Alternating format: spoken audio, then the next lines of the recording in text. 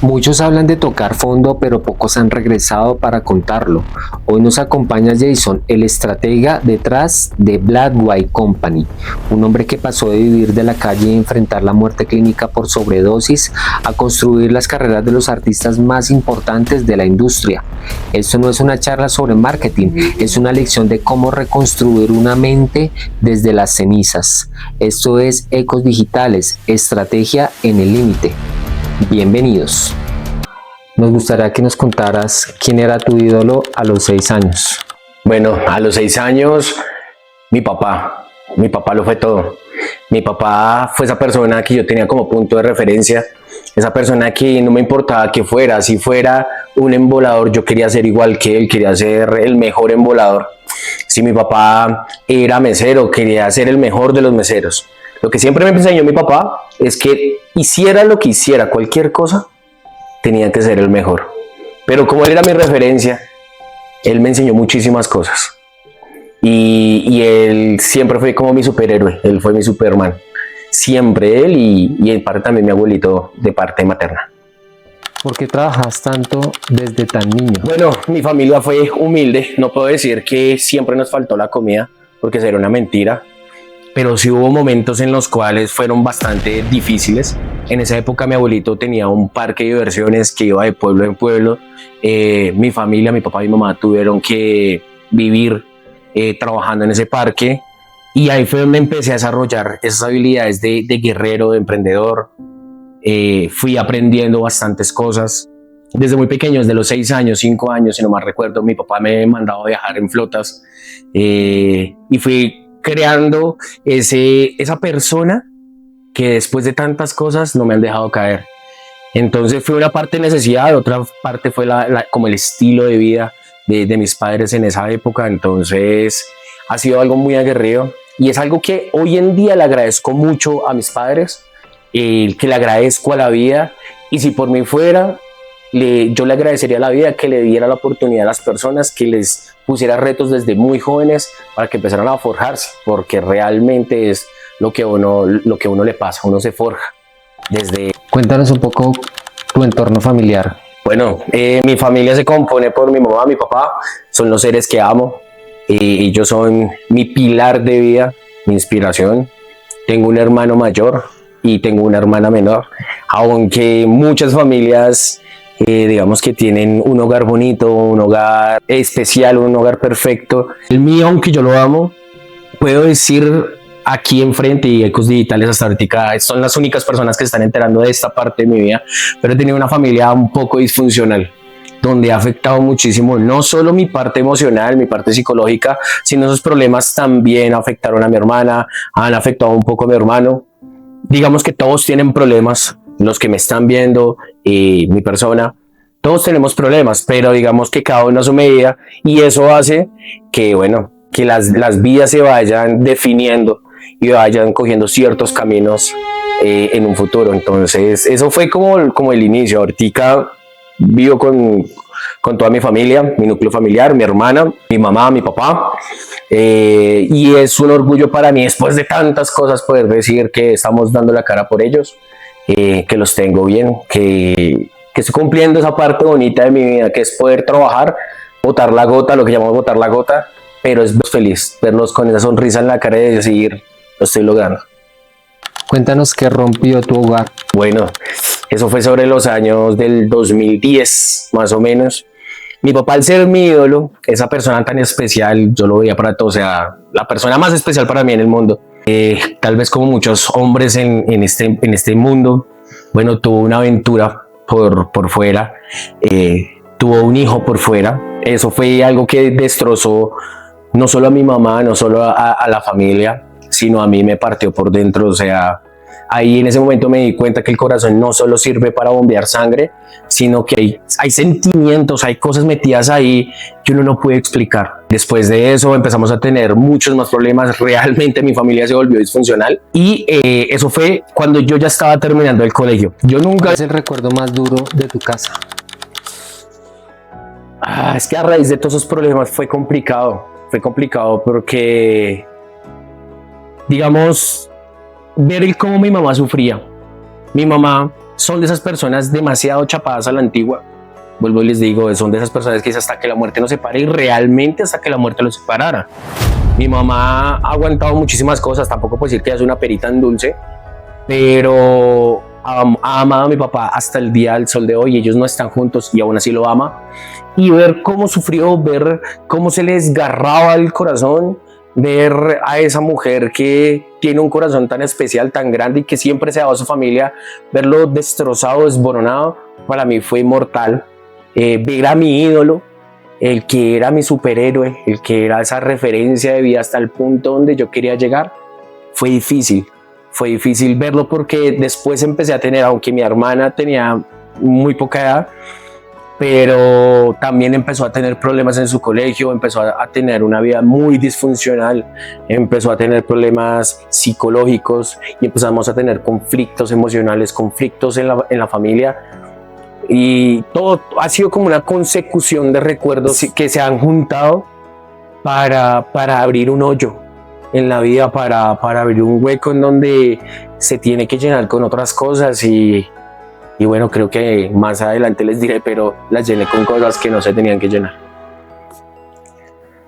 Dentro de este proceso de convivencia, de lo que nos cuentas de tu familia, ¿por qué elegiste la calle? Bueno, todo empezó porque en 11, eso fue en el 2010, cuando se destapa todo el problema, toda la olla de mi papá, el hijo, toda la cuestión emocional de mi mamá, los problemas psicológicos de mi hermana, yo me sentía vacío. O sea, a mí se me había derrumbado el mundo, y el colegio me cambia para otro salón. Yo estudié en el Externado Nacional Camilo Torres, que se queda en la 32 con séptima, y me pusieron en el último salón, donde ya digamos que estaban las personas que eran más conflictivas, que de pronto eran un poco más desordenadas. Me empecé a ir poco a poco por el mundo del barrismo.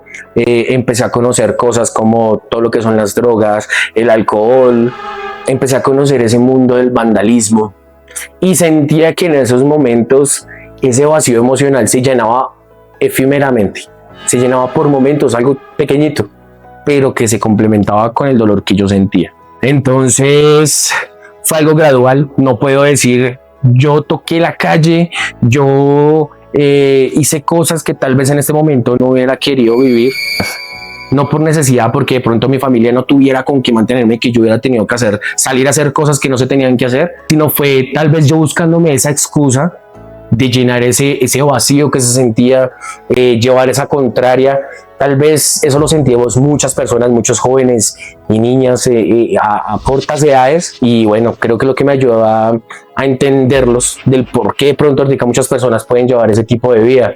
Pero es básicamente el que yo cogiera la calle, aunque mis papás no lo sabían. Aunque para mis papás por muchísimo tiempo yo fui el estudiante juicioso, el estrella, al que iba a estudiar en la universidad, al que iban a meter a la universidad. Entonces fue algo, llevar esa doble vida, aunque no era necesario, la llevé por cuestiones emocionales. Nosotros sabemos que el entorno escolar es complicado. Se presta para rumba, trago, drogas, excesos. Hoy en día que estamos en la generación de cristal es todavía mucho más frágil y es más libre. ¿Tuviste la oportunidad de consumir algún tipo de sustancia o el alcohol, o cuál fue ese refugio que tuviste? Bueno, en ese momento empecé por el lado de las drogas. Digamos que la cuestión del alcohol nunca ha sido como mucho parte de mi vida.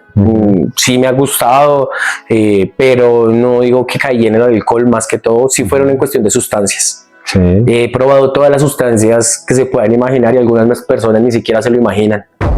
Empecé en los baños del colegio y al principio empecé fue por ese tipo de bullying, no sé, entre amigos, ¿cómo lo llamarías? Pero sería como ese que, usted no puede, usted no es, como ese reto al ego. Sí. Como que, tú no puedes, tú no eres capaz. Y yo, ingenuo niño, pues yo, a pesar de que hubiera trabajado, hubiera pasado cosas, pero igual también fui ingenuo en esa parte. Yo decía que yo no puedo. Entonces, la primera vez que probé marihuana, lo probé en un tajalápiz metálico envuelto con cinta, que eran como esas pipas artesanales que hacían. Fue cuando conocí el DIC. que eso es un líquido que mata neuronas durísimo y son el líquido con el que se limpian los computadores. Logra hacer como un corto en las neuronas aproximadamente por 1 minuto 40 segundos. Fue algo muy difícil porque me estaba volviendo demasiado adicto a eso. Empecé a probar otro tipo de químicos, no sé si acá, no lo voy a decir explícitamente para que no le pase nada al podcast, pero digamos que la famosa Blancanieves. Entonces fue un reto muy duro porque fueron donde muchas cosas, muchos químicos empezaron a hacer clic dentro de mí, me empezaron a gustar, empecé a adaptarlo a mi estilo de vida, a lo que era en ese momento. Y fue algo difícil porque, como te digo, tenía que llevar una doble vía en lo que yo quería vivir en ese momento y el concepto de no defraudar a mis papás, que pensaban en ese momento que yo, pues, digamos, era lo que ellos pensaban que era en ese momento. ¿Cómo se siente una sobredosis? Leo, es una sensación complicada, porque es una sensación que puede llevarte a ese guayabo químico, lo hace entrar a usted en depresión, cuando ya pasa el efecto. Esa es la línea delgada de la adicción. Porque cuando usted llega a ese punto en el cual su cuerpo ya no tiene más sustancia, usted empieza a sufrir de depresión, empieza a decir, ¿qué estoy haciendo con mi vida? Pero al igual busca más de esa sustancia para poder revivir otra vez, para volver a estar en ese estado que, óigame bien, usted quiere estar en ese estado en el cual conscientemente no quiere estar. Entonces lo que yo les puedo decir es, escuchen consejos, yo trato de hablar a través de mis errores, pero si el ego de ustedes no les permite escuchar un consejo, entonces si quieren hacerlo, hágalo con mucha precaución, no se tiren su vida y apliquen lo que me dijo mi profesor. Si usted se quiere tirar su vida, tíresela primero consultando cómo se fabrica esa sustancia, qué procesos lleva y qué efecto hace en su cuerpo, cómo la droga consume su cuerpo, cómo daña sus neuronas, cómo daña su sistema digestivo, cómo dañan sus pulmones y sobre todo los riñones. Entonces, miren, dense en cuenta. Eso es lo que le puedo decir a las personas que están en este punto de querer consumir. Cuando estuviste en ese trance, ¿qué pudiste percibir o ver, como se dice, al otro lado? Bueno, cuando tuve ese episodio en mi vida, hermano, es el famoso túnel de lo que hablan, ¿no? Sí. Es eso que se va poniendo oscuro, allá ves la luz a la final del camino, y tú sientes que quisieras como aferrarte a algo y no puedes. Sí. O sea, como que quisieras cogerte esa oscuridad, esas paredes, y sencillamente no se puede. De querer decir, pude haber hecho algo mejor con mi vida, la cagué, pude hacer orgulloso a mis papás, pude ser feliz, y sencillamente todo se fue. O sea, es algo en el que uno queda como en un plano en el que se queda todo en silencio, se queda todo callado, es tan frío y tan solo, pero en ese momento no puedes decir, es algo que tienes conexión con tu cuerpo, no.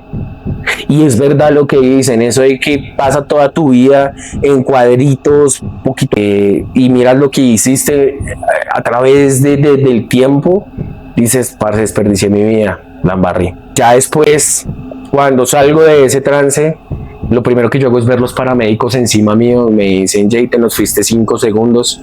Estaba con todos mis amigos con los que en ese momento, que eran ya del barrio, ya ellos me decían risas, en una época a mí me conocían como risas, me decían risas, ¿qué pasó? ¿Está bien? Yo no reaccionaba, o sea, yo sentía aún el vacío, yo no escuchaba nada, yo los miraba. Después de ese momento, cuando ya me recuperé, me mandaron en un taxi y se quedaron en la fiesta. Solo uno, el que yo consideraba mi mejor amigo, fue el que acorró con rabia y todo porque me les había tirado la fiesta, me dijo, yo lo llevo a su casa. Yo le dije, parce, ¿sabe que todo bien? Quédese en su casa, aquí es la fiesta, no pasa nada, yo me voy para la casa solo. Cuando, tal vez eso fue muy emocional, muy emotivo de mi parte, pero cuando yo le dije a él, váyase para la fiesta, yo, siendo mi amigo, yo esperaba muy en el fondo que él me dijera, parce, no me interesa la fiesta, vamos, porque era mi amigo, lo consideraba mi hermano y no de sangre. Cuando él me dice, en serio, se vuelve para la fiesta, entendí que los amigos son solo de fiesta. Así es. Hay muy poquitas personas a las cuales usted le puede llamar amigos, y la principal es su mamá. Si usted todavía tiene a su mamá viva, ella es su amiga, así peleen, así ella es una cascarrabias, así inclusive el trato no sea el mejor, ella es su mejor amiga, porque el amor de madre nunca lo va a dejar solo, nunca en la vida va a dejarlo solo, por más problemas, por más que usted sea lo que sea en esta vida, el amor de madre es único. Si usted ya no tiene a su mamá, mira al cielo y dele gracias a Dios, porque hasta el punto en el que pudo, mira hacia atrás y diga a su mamá cuando lo dejó abandonado. Ella y mi papá, él también fue mi mejor amigo, a pesar de tantas situaciones, él fue mi mejor amigo. Ahorita es mi mejor amigo después de que ya crecí y maduré. Él es mi mejor amigo y puedo decir, son poquitas las personas. Que si hay otra persona externa, pueden llegar. Pero cuando uno se da cuenta, uno tiene que vivir esos totazos de la vida para darse cuenta que no hay amigos en este mundo. Sencillamente cuando usted tiene el dinero, cuando tiene el poder, cuando tiene la influencia, ahí sí usted es amigo de todos. Porque tal vez no le contaba nada, pero inclusive yo no solo consumía. Yo en algún tiempo vendí. Yo me movía en la calle y lo que le llaman la famosa línea. Aunque siempre fui independiente, pero también la movía. Y cuando uno mueve ese tipo de cosas adquiere poder. Y cuando hace poder, un mal poder, todo el mundo es amigo suyo, todo el mundo está detrás suyo. Cuando usted empieza a alejarse por ciertas circunstancias de esa vía o lo hacen salirse de esa vía, que es lo más común, es cuando todo se desaparece. Los 50, los 100 amigos que le daban la mano y decían, parce, te quiero, weón, te amo, por ti doy la vida. Sencillamente volteas a mirar atrás y no hay nadie. No hay nadie. Y es cuando uno dice, di mi vida por personas que nunca valieron la pena. En medio de este trance, ¿qué fue lo que realmente te sacó de ese abismo? Dios. Aunque en ese momento yo no lo tenía muy en cuenta y no lo tuve muy en cuenta en ese momento, pero ahorita puedo decir que fue Dios el que me sacó. Primero que todo, cuando tuve la sobredosis, me sacó de ese momento.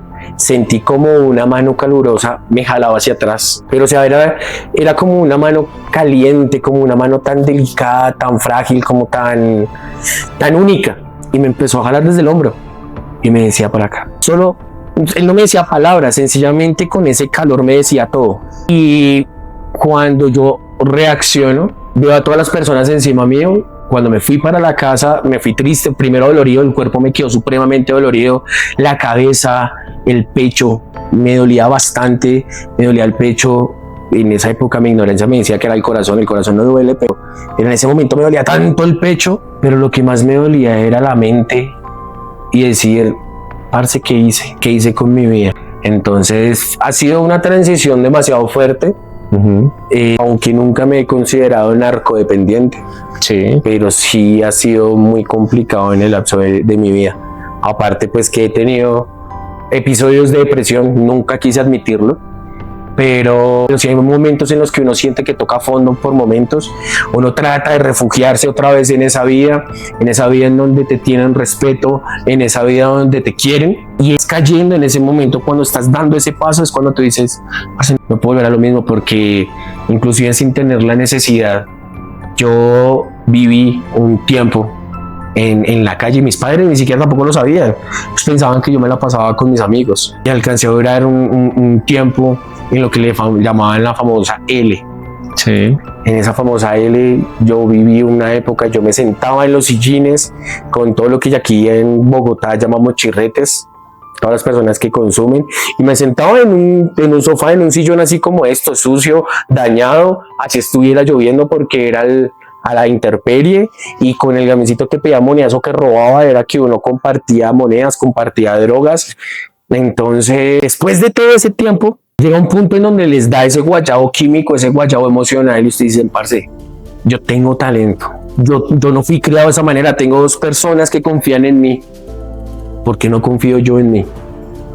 Y empecé como adentro de ese mismo momento en el que estaba consumido por la droga, empecé a mirar a mi lado y yo decía, este no soy yo, o sea, ¿quién es este? Yo no quiero ser el del pantalón roto, yo no quiero ser el que huele feo, yo no quiero nada de eso para mi vida. Y fue cuando yo dije, aquí no vuelvo, no quiero volver, no lo deseo hacer. Y es por eso también que han pasado cosas bonitas en mi vida a través de la droga. De que he podido ayudar a muchos amigos a salir de las drogas, he podido a muchos amigos salir de la calle, es algo que me ha venido llenando el corazón, la vida, y es poder tener la fuerza de voluntad. Yo siempre les digo, fuerza de voluntad. La persona que diga que no puede es una pura excusa su vida y su cuerpo para poder seguirle metiendo sustancias. Siempre hay que tener esa fuerza de voluntad. Mira que lo más bonito que pudo pasar en mi vida es que pude ayudar a una amiga. Una amiga estuvo a punto de suicidarse. Tenía una niña, estaba a punto de suicidarse, y a través de mis errores, así como lo estoy haciendo en este momento, yo duraba 2-3 horas hablando con ella por teléfono, y llegamos al punto en que ella se desapareció una semana. Y yo dije, esta muchacha se desvivió. Parce, a la semana llegó con un nuevo trabajo. Me dijo, Jay, si no hubiera sido por ti, toda mi vida se hubiera acabado. Mi hija estaría sola. Quiero dar gracias por la semillita que me dejaste, por haberme hablado de Dios, por haberme dicho todos tus errores y todo lo que la habías cagado, y te doy gracias por ese consejo. Y lo hice con tanto amor. Yo nunca esperé nada de plata de mí, nunca quise las gracias. Sencillamente quería, a través de mi historia, a través de lo que yo hacía, poder brindar esa semillita para que esa persona pudiera darle un mundo mejor, un mundo más feliz a alguien que venía detrás, que era su hija. Definitivamente un testimonio muy, muy fuerte, y un testimonio que realmente le ocurren a la mayoría, ¿no? Porque no es algo como que sea de una persona particular o de un público o de un estrato social. Esto le puede pasar a cualquier persona, y es algo que no es ajeno a nuestra realidad. Sabemos que dentro de este proceso de crecimiento, de dejar tu pasado, también siempre te preocupaste por superarte. Sí, tuviste la oportunidad como de salir de ese abismo, pero también te quisiste enfocar hacia la parte de la culinaria, de la cocina. ¿Por qué pasar como de drogas a la cocina, si son, digamos, que mundos totalmente independientes? Sí, no, es un mundo independiente y no tan independiente. Acá lo primero que yo tengo que decir es, todo es gracias a mi mamá. Y si en este momento mi mamá está viendo este video, quiero darle gracias, porque en una pelea que una vez tuvimos, yo le dije, le repetí esto a ella, y ahorita se lo repito, pero esta vez se lo repito con el mayor amor del mundo, y le dije, usted fue la más interesada en que yo estudiara esto. A mí me encantaba la cocina. Mi mamá, como no sabía esa doble vida, ella me apoyó demasiado, y sé que si así ya lo hubiera sabido en ese momento, ella me hubiera apoyado. Y ella, tan pronto terminé el colegio, ella llegó y me dijo, Jason, tomé su inscripción. Yo estudié en la San Mateo, en la que queda en la 26 con Caracas. Sí. Y empecé a conocer la cocina. En la cocina conocí un nuevo mundo. Me encontré con algo que iba afinado a lo que quería mi alma, mi vida, el cortar, el picar, el poder liderar equipos, muchas cosas. Más sin embargo, esa parte del inicio de la culinaria fue una transición en mi vida, porque en la universidad se ve mucho la fiesta. Sí. En la universidad se ve mucho la droga, y se ve mucho más abiertamente. O sea, ahí no hay tanto tabú de que me van a pillar, no. Ahí es cuando tú ya vas a un sitio, vas a un bar y ya empiezas a consumir libremente. Entonces es como aprender a nivelar la vida en esos sentidos. Es aprender a llevarlo de la mano. Más sin embargo, a medida que iba creciendo ese gusto por la cocina, se fue también volviendo un poco más complicada la vida. Porque acá yo no vengo a mentirles, yo siempre me he destacado por decir la verdad, siempre me he destacado por ser muy directo, y a veces me he ganado muchos enemigos por eso, pero yo nunca voy a estar hablando detrás de la espalda de nadie, sino les voy a hablar directo a ustedes. En la cocina, la mayoría de veces, por sus horarios y por el nivel de físico que se requiere, a veces uno como cocinero llega a recurrir de las sustancias. ¿Para qué? Precisamente para poder complementar ese desgaste de energía.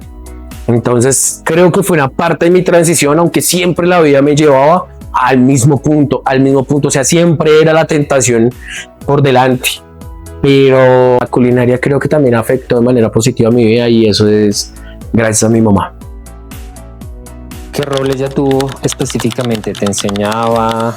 ¿Te mostraba recetas? ¿Veías por televisión? ¿Cómo impactó ella en ese sentido? No, el que cocinaba en la casa más que todo era mi papá. Cocinaba deliciosísimo. Siempre cocinó, pero mi mamá fue esa pieza clave, ese punto en el que dice, tú no confías en ti, pero yo confío en ti. Tú eres mi rey y mi rey va a ser el rey del mundo. Y yo le había dicho a ella, a mí me gustaba la cocina, tenía esa intriga por esa profesión. Mi mamá dijo, ¿eso es lo que usted quiere? Eso es lo que va a hacer. Y a pesar de que en ese momento teníamos bastantes problemas económicos, mi mamá trabajó, se esforzó y ella fue la que me dio la sorpresa y me dijo, Jason, vamos a hacer los papeles, ya está inscrito. Y eso fue algo que, a pesar de que ella no fue la que me enseñó a cocinar y ya no fue con la que digamos que tenga que ver algo culinario, mi mamá fue la persona que me impulsó a ser quien yo deseaba en el fondo ser realmente.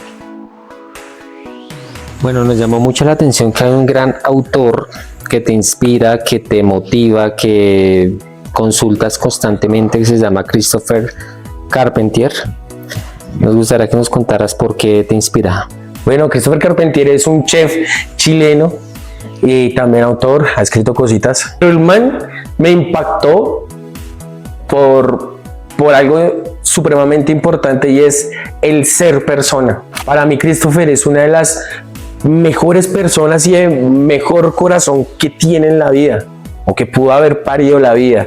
Yo me encuentro con él, yo siempre pues lo había visto y en la televisión y había visto cosas de él y uno en el gremio se va enterando de cosas, pero era como un referente de la televisión, alguien de farándula y ya. Cuando la vida dio tantas vueltas que me dio la oportunidad de trabajar en el restaurante de él cuando lo abrí aquí en Bogotá en la 85 y yo pensaba que él era el coco, yo pensaba que él era la persona brava, yo pensaba que él era ese tipo de chef al cual yo venía acostumbrado, el que te veía el plato, te lo tiraba al piso y te lo rompía y antes te lo cobraba. Cuando empiezo a trabajar de la mano con Christopher, Christopher se hacía al lado de uno en la cocina, Christopher se ensuciaba las manos, Christopher sacaba una chanza en plena tensión de la cocina. Christopher, y ojalá también lo vea, y si no yo le voy a enviar este pedazo, y es, Christopher, usted no es un jefe, usted es un verdadero líder, y lo admiro por su forma de ser, lo admiro por su talento, y lo admiro por ese gran ser humano que es, y ojalá la vida nos regalara más personas como usted y con ese corazón. Definitivamente es algo que nosotros tenemos que buscar en la vida, ¿no? Personas que nos complementen, que nos impulsen, que nos inspiren antes de dar órdenes, porque eso lo hace todo el mundo. Realmente el líder es el que te apoya, el que te incentiva, el que te motiva, el que te lleva, el que te educa y es algo muy, muy importante. Realmente siento que dio un giro positivo en tu vida, te ayudó como a olvidarte de ese pasado y de esa oscuridad que tú tenías y te volvió como a enfocar en tus talentos, en lo que tú querías y te dio como esa guía para que tú pudieras dejar ese pasado y pudieras evolucionar a un nuevo presente. Inclusive pasa algo muy importante con Christopher y es que en esa época cuando yo trabajaba con él, mi mamá tuvo un accidente, pero fue un accidente bastante grave, fue algo muy difícil. Christopher fue una de las personas que me apoyó emocionalmente.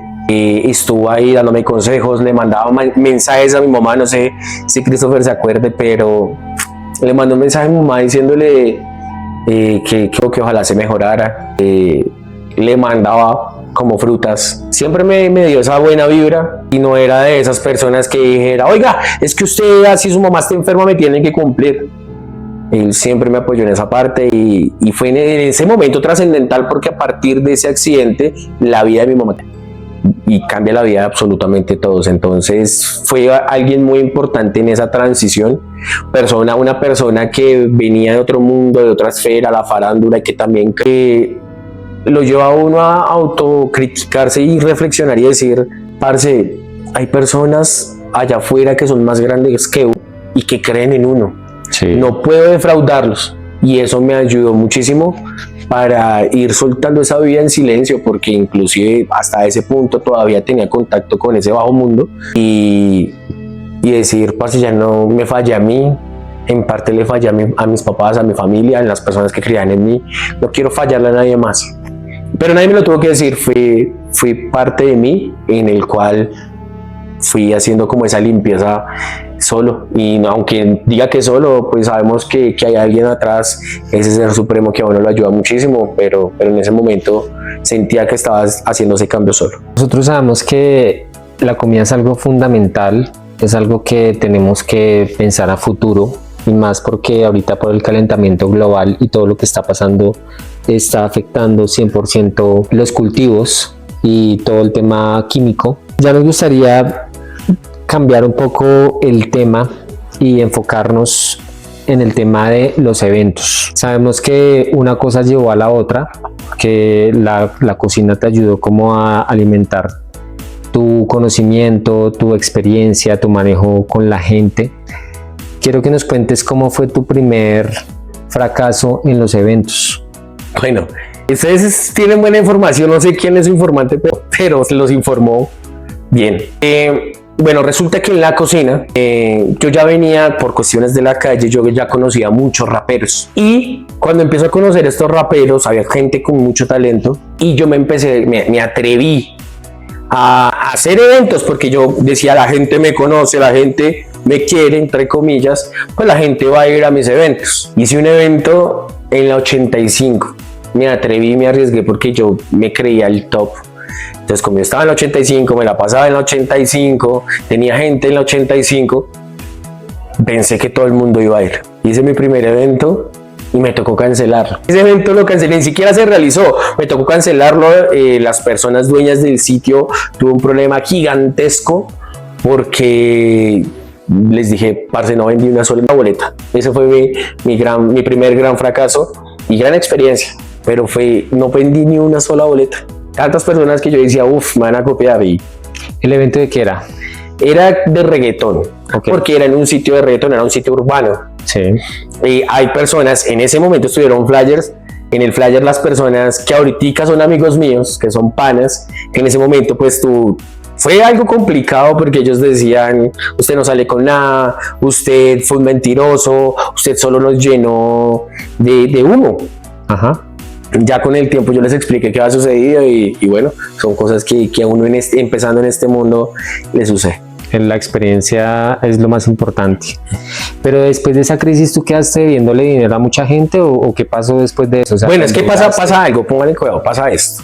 Resulta que ahí en la cocina, cuando yo estoy en el mundo de la cocina, conocí a alguien que era muy amigo de Christopher, que se llama Dani Marín. Y también, si usted lo está viendo, hermano, le doy muchísimas gracias porque él fue uno de mis mentores para conocer de manera profesional toda la industria del entretenimiento. Okay. Me enseñó cosas, llegamos al punto en que yo le insistí hasta que llegó el punto en que él me llevó a su casa y me dio tutoriales, me enseñó muchísimas cosas. Cuando él ya me empieza a enseñar estas cosas, resulta que yo me siento con más confianza y utilicé a todas las amistades que yo tenía en la 1 de mayo, porque ahí fue donde yo tuve mi época de lo que era. Y yo dije, allá sí hay gente que de pronto me pueda conocer más, hay gente que me va a copiar más, y creo un evento, alquilo un sitio para 1200 personas. Resulta que ya tenía amigos desde Medellín, que teníamos en común con los amigos raperos.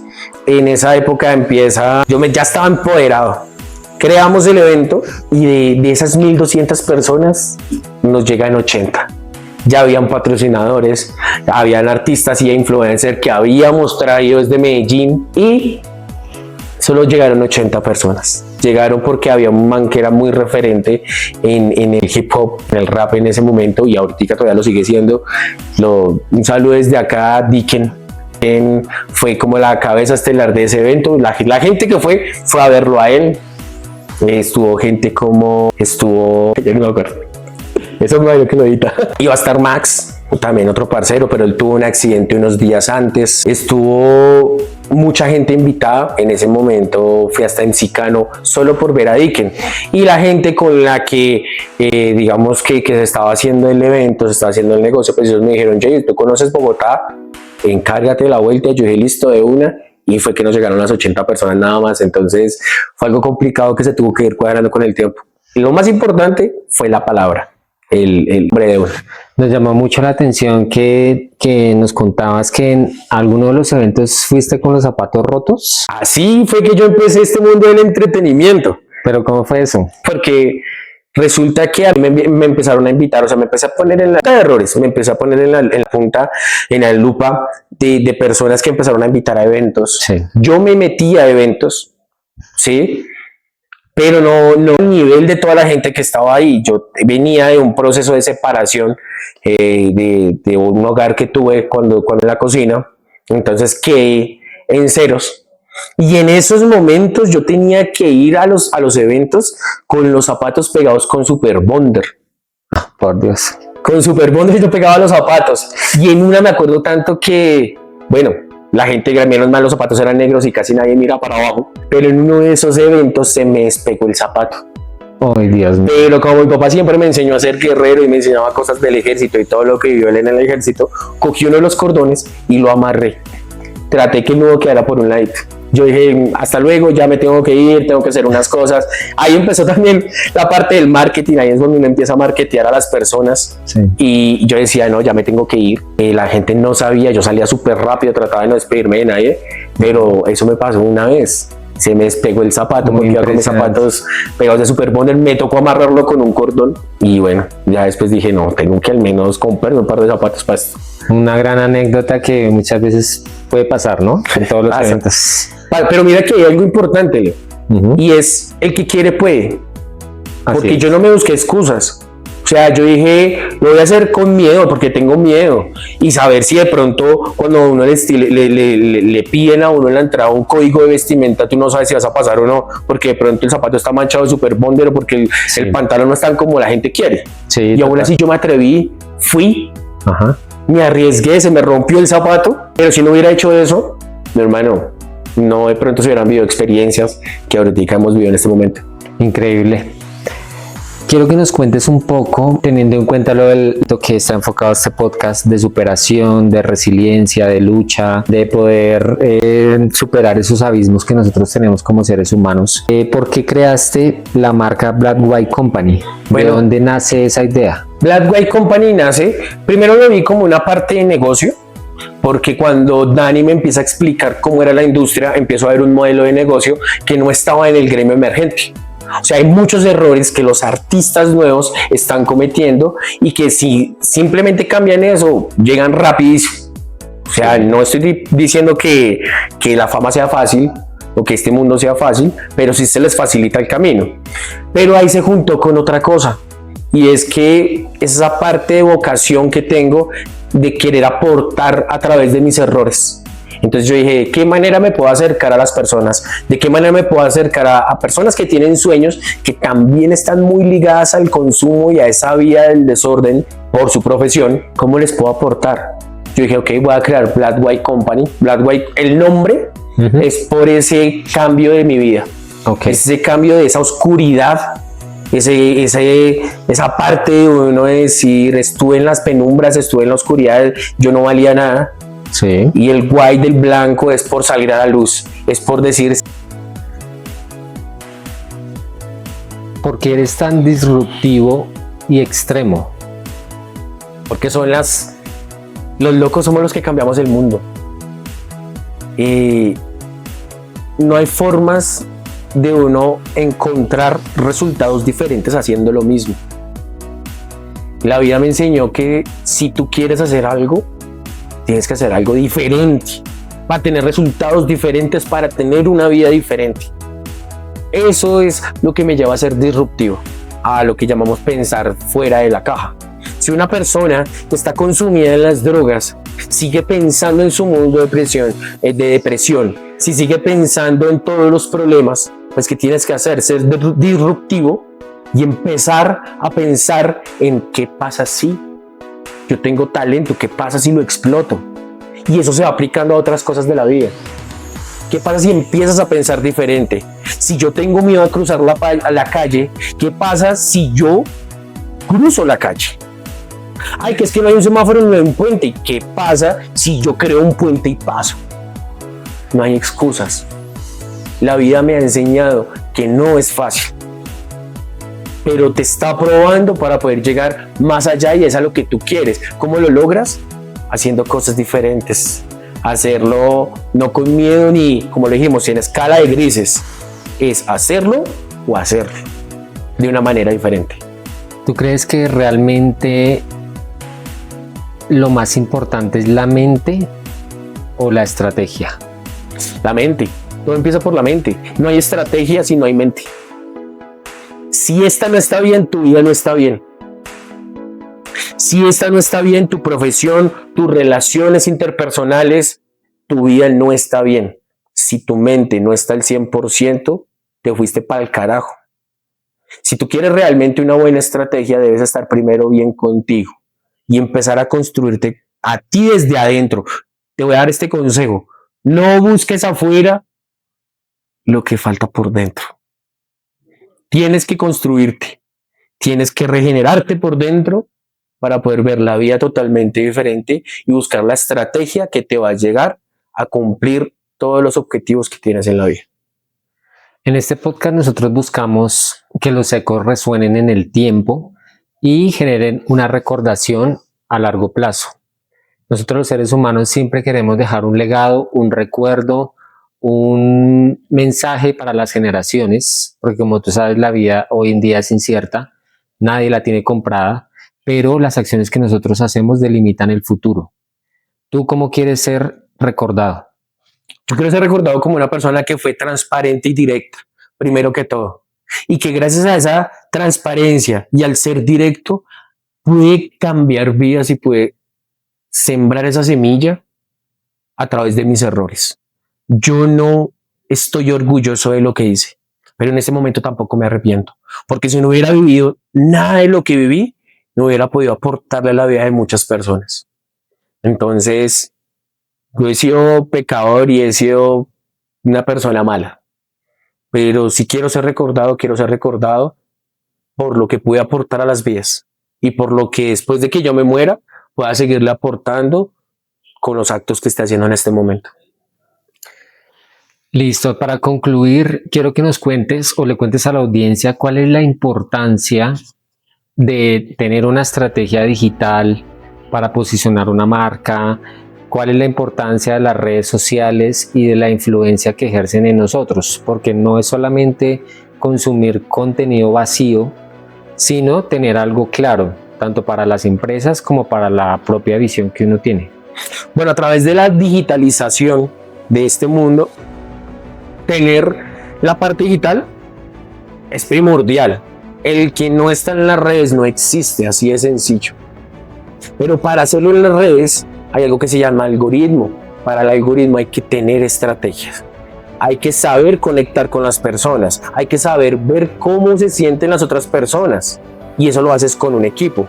Un equipo que está pendiente de cuáles son las tendencias. Un equipo que está pendiente de que la imagen, que la miniatura. Es donde se empieza a crear toda una estrategia de marketing. El marketing es el empaque bonito que tiene tu producto. Es así de sencillo. Tienes un buen producto, no le sabes hacer marketing, no tienes una buena comunicación, por más que sea el mejor producto, no lo vas a vender. Así de sencillo. Entonces tienes que saber envolverlo en un empaque bonito, se llama marketing. Para hacer un buen marketing debes tener una estrategia. ¿Cómo tú creas un embudo para atraer a la audiencia? ¿Cómo llamas la atención? Luego, ¿cómo lo vas a retener? Y luego, ¿cómo vas a lograr que ellos compren tu idea? ¿Cómo vas a lograr que ellos compren tu producto?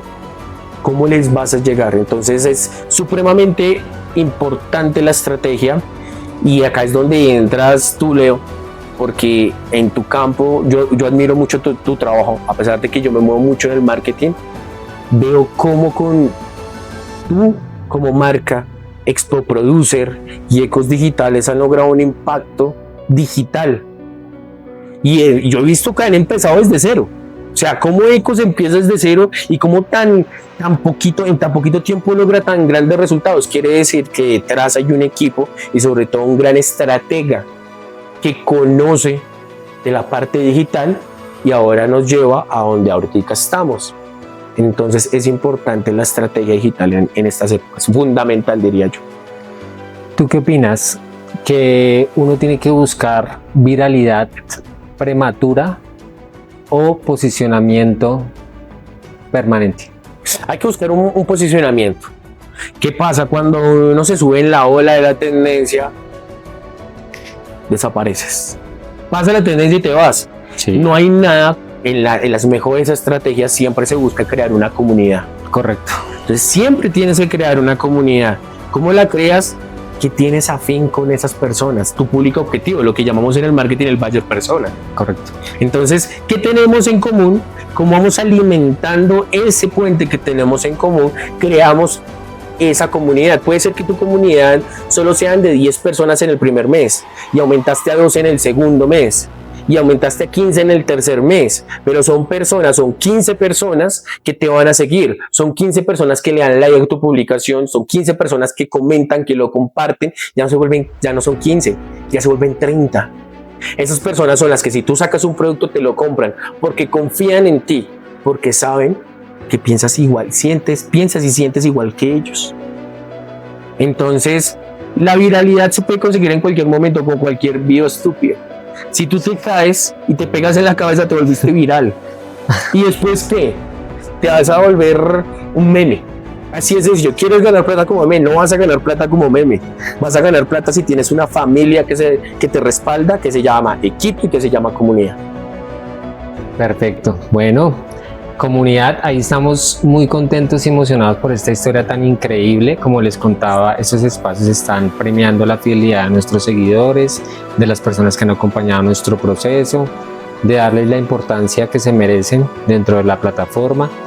Gracias, Jay, por contarnos tu historia, por llevarnos por ese viaje que sé que va a inspirar a muchas personas, a muchas generaciones que están escuchando nuestros capítulos.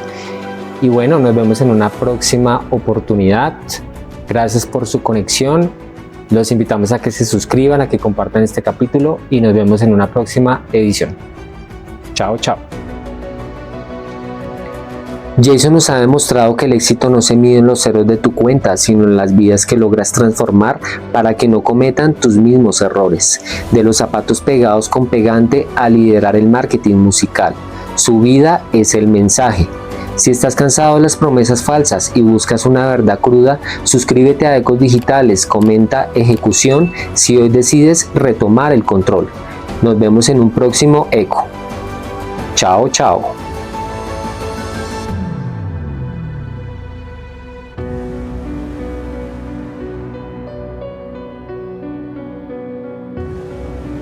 Hola a todos. Pendientes porque lo que se viene está candela. Candela. Chao, soy Dani Marín. Chao.